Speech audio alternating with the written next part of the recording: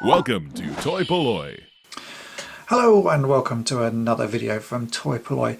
It's a second round of Can This Figure Be Saved? Previously you've seen me restore a Luke Bespin that had been spray painted black over the years to its former glory, and this time we're going to try and have a go at a Biker Scout.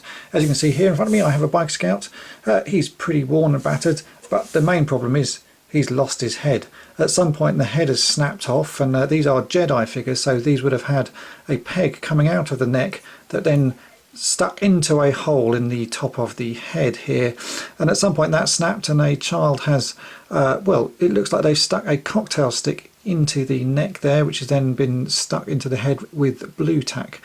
So it's pretty battered and warm, but I reckon that this can actually be saved. I've had a quick look around and been thinking about this, and again, I think the answer is Lego. So I've picked up a couple of bits of Lego. You can buy separate pieces on eBay pretty easily. So I picked up a couple of bits of technical Lego here. We've got a peg and a white sort of brick with the hole in. And these join together to make quite a good sort of, well, a rotating joint. So I reckon what I can do with this is somehow attach this peg into the neck hole.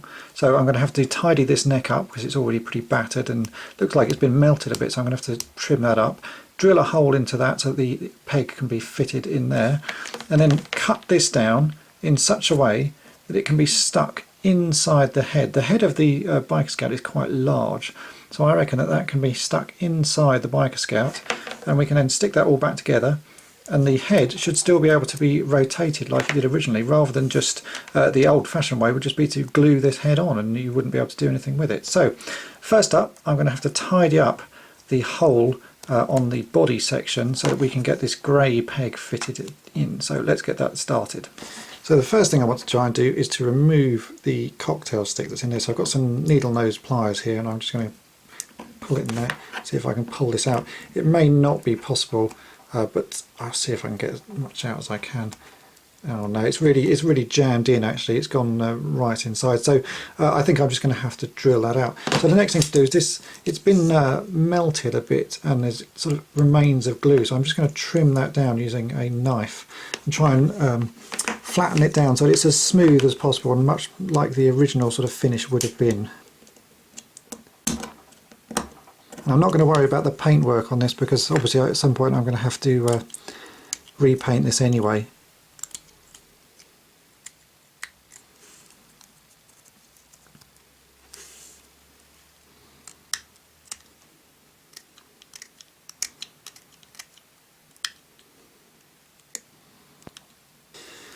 So there you go, just a little bit of trimming away just to sort of smooth up the edges. It's really old glue and it's definitely been melted with a match or something at some point. It's pretty burnt, but I think it's still salvageable.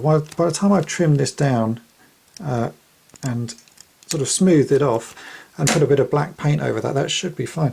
And it also looks like this Lego peg that I have here almost going to fit in the hole without me having to drill anything, so I might just go ahead and try and push that in. Actually, let's just do that now while I'm here waiting. So let's just push that onto the desk. Oh, there you go, and that, yeah, that actually fits in pretty nicely. It's a pretty tight fit. I might just drop a little bit of glue around there just to hold it in place, but let's see if that's going to work in principle.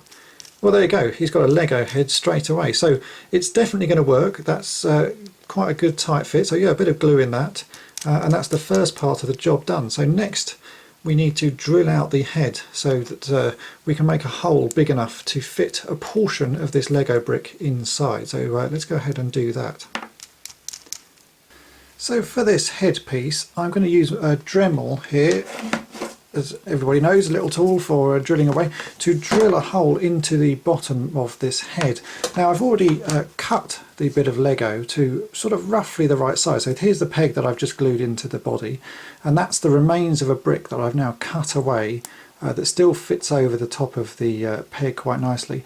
I need to cut a hole into the bottom of this head that this white section should fit into. So it's going to be a little bit fiddly to do, but I should be able to do that with the Dremel, or that and the drill, and drill a hole into the head. As you can see, there's quite a lot of space in the head to fit all this stuff. So let's go ahead and see if we can do that. It's going to take a little bit of time to sort of fine tune this, but I think I can get a hole that everything should fit into nicely.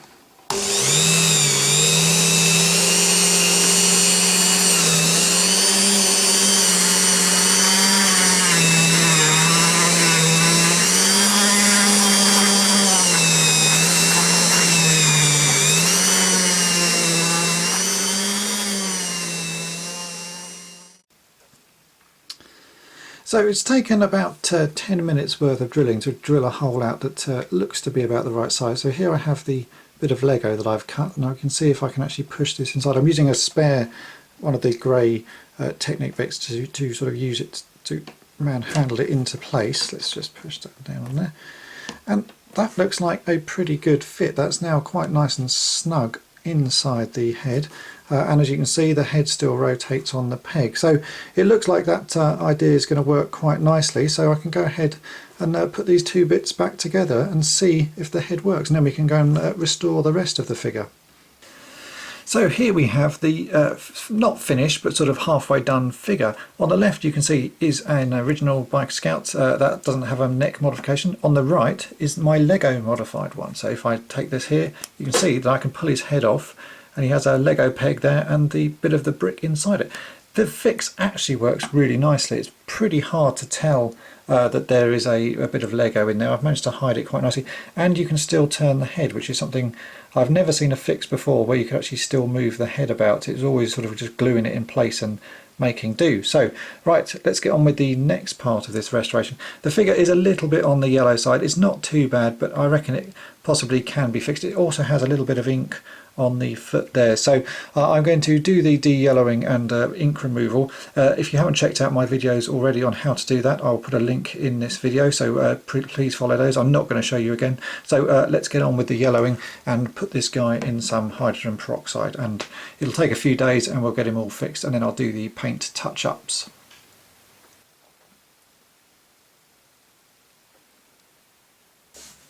I've now cleaned up this Biker Scout as best I can. There's still a few little marks on it, and I've actually left the pen marks that were put there by a child sort of a long time ago, because I quite like those. It shows that it's been loved and played with. But the next thing I want to do is to fix the paintwork on it. As you can see, it's pretty worn all over, especially now that I've fixed around the neck as well. That all needs fixing. So I'm going to use the paints I always use for fixing Imperial figures, which is Humbrol paint number 33, because this is a sort of matte finish black and seems to give the best and closest look to the original paintwork on the figures. So I'm just going to go ahead and now touch up all the paint on this figure, and then he'll all be ready and done, and he can go back on, well, go back into my Imperial army.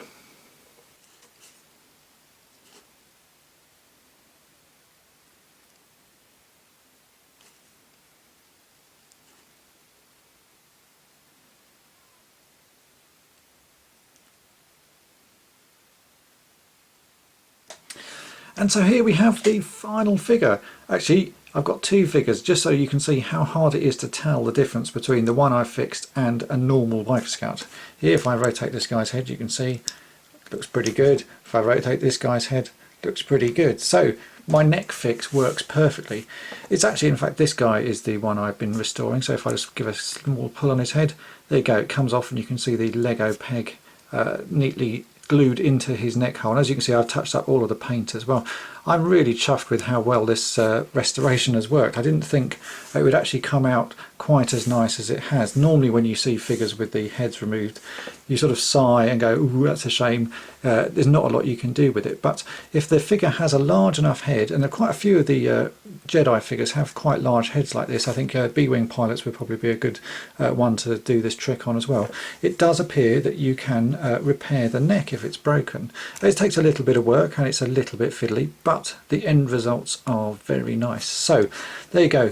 That's another can it be saved from the junk pile figure, and the answer is yes, it can. So if you have figures like this, it's well worth giving it a try. You've got nothing to lose. Basically the figure is broken already, so what are you going to do? either chuck it in the bin or have a go like this. It's quite good fun. Now I hope that's all been of interest to you, and thanks for watching. Thanks for watching toy-polloi. Subscribe for more great videos. You can also follow toy-polloi on Twitter and Facebook.